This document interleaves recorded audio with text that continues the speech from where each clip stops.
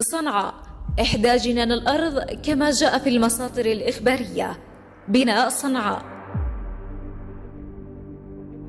شيث آدم عليه السلام بنى مدينة صنعاء وغرس بظاهرها بستانين، أحدهما أيمن الدرب والثاني أيسره، وهما بطول من صنعاء إلى العراق مسيرة 7 أيام.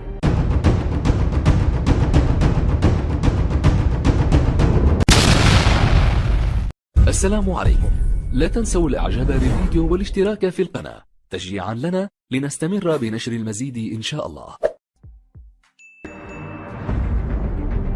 بنى به سام بن نوح عليه السلام لأنه استولى عليه ولم يكن يقدر على المقام في مدينة واحدة، فكان يدور العالم على موضع هوى خفيف الماء معتدل الأرض في الصحة ليسكن ما به من الألم، فوجد أرضا موافقة لطبعه، فلما نزل صنعاء زال عنه الألم، وحينئذ صعد على جبل نقم سكنه وقال لأهله وأشياعه وأتباعه: ليعمر كل منكم مسكنا يسكنه.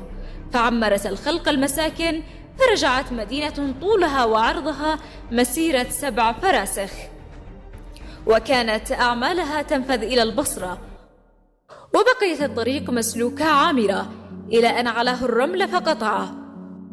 وبنى هود عليه السلام في جامعه بئرا، وهي أول بئر حفرت في عالم الكون والفساد، الذي هو بئر غمدان، أول بئر حفر في الأرض بعد الغرق، وهو المعروف في زماننا ببئر نوح الذي عليه المسجد قبال، أول باب من أبواب المسجد الجامع بصنعاء من جهة الشرق، وكان يعرف ببئر كرامة، ويروى فيه فضلا كبيرا، وماءه ليس بالعذب، ولم نعرفه لأنه في زماننا معطل والله أعلم. الجدير بالذكر أن الجامع الكبير بصنعاء من أقدم المساجد الإسلامية، وهو أول مسجد بني في اليمن، ويعتبر من المساجد العتيقة التي بنيت في عهد الرسول عليه أفضل الصلاة والسلام، ويسبق تاريخه مسجدي البصرة والكوفة وجامع الفسطاط. وقد بني الجامع على أنقاض معبد سبائي قديم غربي غمدان، وتماشيا مع طبيعة العصر. جاءت عمارة المسجد بسيطة على شكل مساحة مربعة 12 متر، تنقسم إلى 3 ظلات بواسطة 12 عمودا، منها المنقور والمسمور، وله مدخل واحد، حيث أجمعت المصادر التاريخية على أنه بني في السنة 6 للهجرة، حين بعث الرسول عليه الصلاة والسلام الصحابي الجليل وبر بن يحنس الأنصاري واليا على صنعاء، وأمره ببناء المسجد، فبناه ما بين الصخرة الململمة وقصر غمدان، وكان أول بناؤه بسيطا وصغيرا جدا يتماشى مع عمارة المساجد الأولى المبكرة. وكانت التنقيبات الأثرية في أروقة الجامع الكبير بصنعاء في النصف الأول من العام 2006 كالتالي: وفقا لشواهد علمية وأثرية تقوم على الدلائل والبراهين التي تم العثور عليها أثناء التنقيبات، وهذا أول عمل ودراسة أثرية للمعالم الإسلامية في اليمن.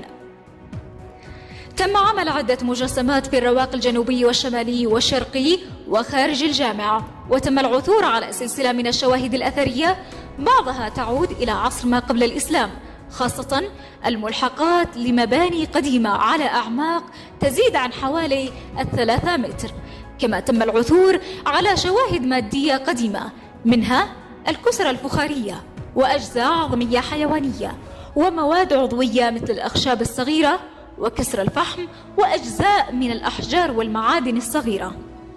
الجدير بالذكر أن الجامع الكبير بني على أنقاض مبنى ديني يعود لمملكة سبأ وذي ريدان، فقد كشفت الدراسات العلمية والتنقيبات الأثرية عام 2014 عن معبد أوام في صنعاء، وهو المبنى المستطيل الواقع غرب مباني غمدان في الرسوم الصخرية، والذي يبدو بأنه منشأة دينية. ربما كان المعبد التابع للقصر قديما والمسمى أوام، والذي جاء ذكره في نقش CIE S39. والمعنى: وخرجت دادا لمرافقة شافني أب، لكنها توجهت إلى معبد أوام الذي خلف باب صنعاء بملبس مجيب.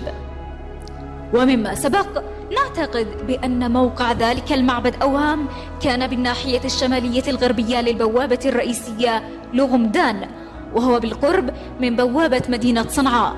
وربما أن بناء الجامع الكبير بني على أنقاض المعبد أوام. وقد كشفت التنقيبات الأثرية عام 2006 في الجناح الجنوبي والشرقي للجامع عن بقايا أساسيات معمارية، وفي الجناح الشمالي الشرقي تم اكتشاف البئر التي يبدو أنها كانت تتبع المعبد أوام.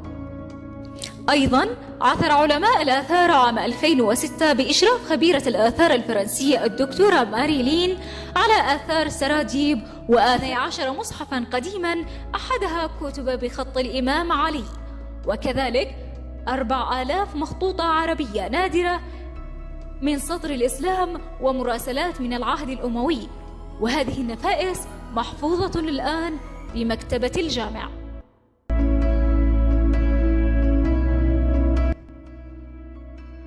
باب غمدان ينفذ إلى اليمن، وباب دمشق ينفذ إلى مكة، وباب السبحة ينفذ إلى محلة الشيخة وهم المخدومين، وباب خندق الأعلى يدخل منه السيل، وباب خندق الأسفل يخرج منه السيل يسقي الأرض، وباب النصر ينفذ إلى جبل نقم وبراش، وباب شرعة ينفذ إلى بستان السر. والله أعلم. إذا أحببتم تنوع المحتوى لدينا، لا تنسوا الاشتراك في القناة وتفعيل الجرس لتكونوا أول من يشاهد فيديوهاتنا القادمة.